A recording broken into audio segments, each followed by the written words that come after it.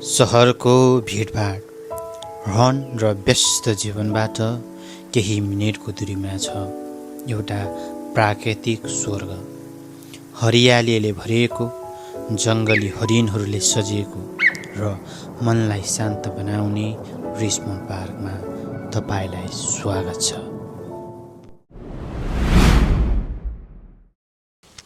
Richmond park जाँदैछु। Richmond park धेरै टाढा पनि छैन यहाँबाट, ल पनि धेरै नजिक छ। म यहाँबाट प्लस टूमा दाहरू छ, दाहरू प्लस टूबाट चाहिँ त्यहाँबाट चढ्नुहुन्छ।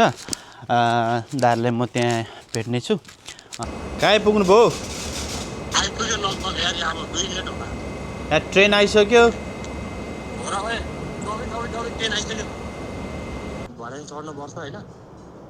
लु भर्याङ चढ्ने भएपछि चाहिँ भ्याउँदैन जस्तो लाग्यो। लु लु नभ्याउने भयो। अब अर्को ट्रेनमा चढ्नुपर्छ। ए ढिला गरेर जहिले ढिला गर्नुहुन्छ। केही समय ढिला भए पनि हामी त्यहाँ भेट्यौँ। ढिला हुनुको कारण चाहिँ के हो नि? ढिला हुनुको कारण अब रेडी हुँदैछ। हामीले अन द स्पोट प्लान बनायौँ। जाने खासै प्लानिङ थिएन आज। अनि खासै प्लान बनाएको भएर रेडी भएर आउँदा ढिलो भयो।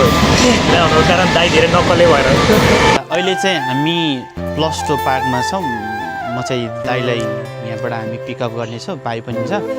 तपाईँ यदि इस्ट हाममा हुनुहुन्छ भने तपाईँले east हामबाट district लाइनबाट Richmond park direct लिनुभयो भने तपाईँ रिचमन्ड पार्क पुग्नुहुन्छ। तपाईँले प्लस टूबाट लिन सक्नुभयो, वेस्ट हामबाट लिन सक्नुभयो। जो डिस्ट्रिक्ट लाइन्स डाइरेक्ट रिचमन्ड पार्कबाट पुगिन्छ। लेट्स होप अब त्यहाँ रिचमन्ड पार्क हामी अहिले ठ्याक्कै 12:30 जति भयो। लगभग 12:30 भए चाहिँ हामी त्यहाँ कति बजी पुग्दो रहेछ हेरौँ। अब त्यहाँ पुगेपछि के गर्न सकिन्छ तपाईँहरूलाई सकेसम्म हामी भिडियोमा देखाउनेछौँ।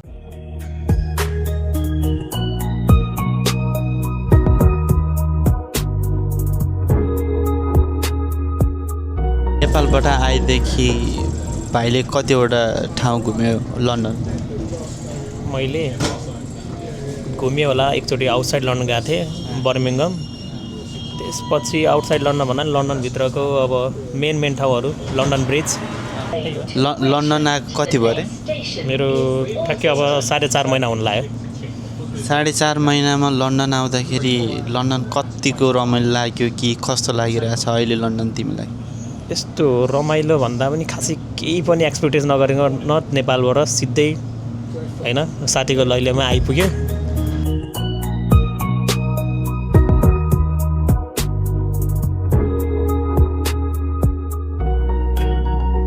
ट्रेनको यात्रा भने अलि लामो थियो।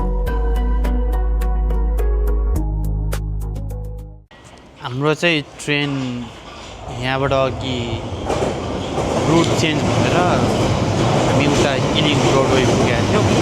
अहिले चाहिँ अब हामी यहाँबाट यो ट्रनहाम ग्रिनमा आइसकेका छौँ। फेरि फर्केर अब यहाँबाट फर्केपछि चाहिँ हामी अब चाहिँ रिचमन्ड पार्कको ट्रेन चढेर जानेछौँ।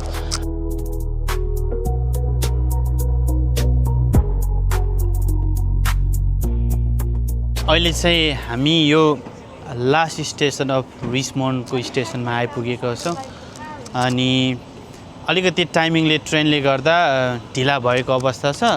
जे होस् एनिवे हामीलाई लगभग 1 घन्टामा आइपुग्नु पर्ने मान्छे हामी 1 घन्टाभन्दा अलिकति बढी लाग्यो।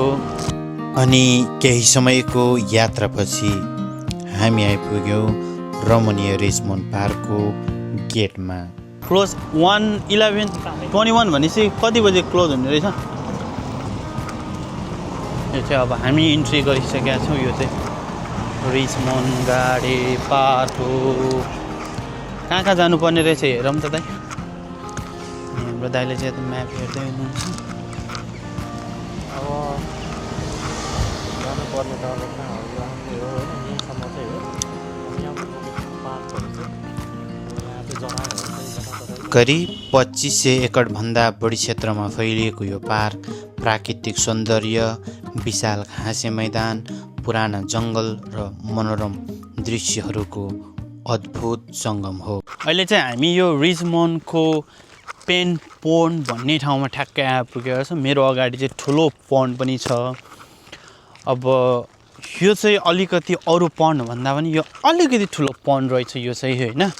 जाँदैछौँ अझ यत्रो ठाउँ घुम्नुपर्ने छ आज लगभग मलाई जहाँसम्म लाग्छ यो सबै ठाउँ चाहिँ भ्याउँदैन जस्तो लाग्यो। जति भ्याउँछ त्यति क्याप्चर गर्छु, जति भ्याउँछ त्यति घुम्छौँ हामी पनि। अब त्यही हो, यता अलिक ठुलो लेक छ भनौँ, ठिकैको छ, राम्रो छ। यो के को लागि हो थाहा छैन।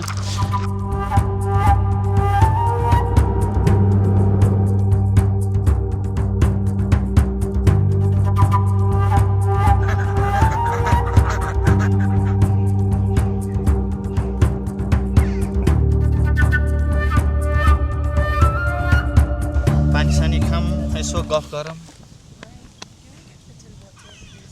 Water. I think so. This one is tap water. I think so. This one is tap water. That's you fine. used one, no? Or you can take this one. No. Seriously, I'll just. That's a No, bit. I you don't want to can waste. take it. No, You no. sure? Yeah. Just for drink, yeah. Yeah. Yeah, you can take this one. You sure? Yeah, of Thank course. you. We have the 1 hour. I will give you an. No, we have everything. No. No worries, no worries. No. Enjoy. Thank you very much. Thank you. केही समयको हिँडाइको थकान मेटाउन हामी तालनिर बसेर गफ लिन थाल्यौँ। एउटा भए पुग्छ कि त्यसले सोल्टीलाई मन पर्ने चिजै दिएछ कि हामीले खान सक्दैन कि ल चाउचाउ खाऊँ आज। अलिक हो क्या, अलिक होइन यो कस्तो खालको भन्ने मलाई त खाइदिनु त के टाइम एउटा त खाजामै दिउँसो हाम्रो त्यस्तो मिठोवाला छ क्या। तपाईँलाई याद छ कि छैन, हाम्रो पखालको त्यो मिठोवाला छ क्या। अब सुरुमा त उसमा मिठाई भन्दैन। अब हामी अहिले रिचमन्डमा हल्का भोक लाग्यो जस्तो लाग्यो। त्यहाँबाट अहिले चाहिँ हामी अब यसलाई टिफिन टाइम भनौँ कि ब्रेक टाइम भनौँ। अब धेरै चिज त ल्याएको छैन हामीसँग। चाहिँ नेपाली वाइवाई मैले हिजो किनेको थियो, नेपाली वाइवाई छ। खाएर एकछिन घुम्नेछौँ अनि एकछिन घुमेपछि हामी फेरि बेलुकातिर कतै पसलतिर छिरेर केही खाएर त्यताबाट घर हिँड्ने भन्ने प्लान छ। यस पार्कको स्थापना सन् 1637मा राजा चार्ल्स प्रथमले गरेका थिए। सुरुमा यो क्षेत्र राजाहरूको शिकारका लागि प्रयोग गरिन्थ्यो, तर आज यो सबैको लागि खुल्ला प्राकृतिक सम्पदा बनेको छ। करिब 2500 एकर क्षेत्रफलमा फैलिएको यो पार्कमा सयौं रातो र प्यालो हरिणहरू स्वतन्त्र रूपमा घुमिरहेको देख्न सकिन्छ, जुन यहाँको सबैभन्दा ठुलो आकर्षण हो। यस हामीले नेपालमा जुन हिसाबको डियर देखाएको थियो त्यो हिसाबको अलि नहुँदो रहेछ। यो ठुलो खालको हो कि के हो, फर्स्ट टाइम देखेर होला हामीले नेपालमा हेर्दाखेरि यो सानो डियर देखाएको थियो होइन। यहाँ चाहिँ अलि ठुलै हुँदो रहेछ। यो त गाई गोरु जस्तो हुँदो रहेछ, अलि ठुलो नै। योभन्दा ठुलो अझ त्यता छ होइन। मजाले घाँस खाइरहेको छ, एकदम राम्रो। यो चाहिँ यो भाले हो कि पोथी हो, भाले रहेछ सायदै, मलाई जहाँसम्म यो भाले रहेछ। भालेको चाहिँ सिङ हुँदो रहेछ अनि यो सायदै पोथीको चाहिँ सिङ हुँदैन कि जस्तो मलाई फिल भइरहेछ होइन। मेरो पछाडि मजाले चरिरहेको छ। पार्कभित्र सुन्दर पेन्च पोन्स ताल, रङ्गी बिरङ्गी फुलहरूले भरिएको इसाबेला प्लान्टेसन र किङ हेनरी माउन्ट जस्ता प्रसिद्ध। अहिले चाहिँ हामी यो रिचमन्ड पार्कको जुन फेमस पोन्डमा आएको छौँ, तर यो पोन्डमा चाहिँ हामी ठ्याक्क अफ सिजनमा आएको कारणले चाहिँ फुल चाहिँ यो वरिपरि फुलै फुल हुन्थ्यो, तर अहिले चाहिँ फुलै पनि छैन, कुनै पनि पुरै ओइलाइसकेको अवस्था छ। लन्डनको व्यस्त सहरको बिचमा पनि शान्त जङ्गलमा पुगेको अनुभूति हुन्छ। चराचुरुङ्गीको आवाज, हरियाली घाँसे मैदान, पुराना रुखहरू र खुल्ला आकाशले मनलाई आनन्दित बनाउँछन्। किनकि अब यस्तो लन्डन जस्तो ठाउँमा होइन बिजी हुन्छ, सबैजना आफ्नो काम यताउतामा पुरै डेली बिजी लाइफमा तपाईँ कहिलेका आफूलाई छुट्टै समय दिएर यसरी आयो भने मेन्टल्ली पिस पोजिटिभिटी धेरै राम्रो हुन्छ वर्थ इट लाग्यो एकदमै जे होस् एकदम वर्थ इट लाग्ने ठाउँ छ तपाईँहरू You must visit this place. If you are in London and you are planning to go somewhere else, then you should come here. अहिले चाहिँ हामी रिचमन्डको सबै हामीले भ्याइन्जेल त्यो घुमेर अब चाहिँ हामी रिचमन्ड हिलतिर लागिसकेका छौँ त्यसको लागि चाहिँ हामी अराउन्ड 40-30 मिनट जति हिँडिसक्यो अझै पनि कति हिँड्नुपर्छ अझै 18 मिनट्स अझै 18 मिनट्स हिँड्नुपर्ने छ 18 मिनट्स पुगेपछि हामी त्यहाँनिर सनसेट भ्याउँछ कि भन्ने हिसाबले जान लाग्थ्यो तर आज हल्का घाम पनि धुम्म परेको छ सायदै देख्दैन होला सम्भवतः सकेसम्म जति भ्याउँछ हामी हेर्नेछौँ त्यसपछि जति भ्याउँछ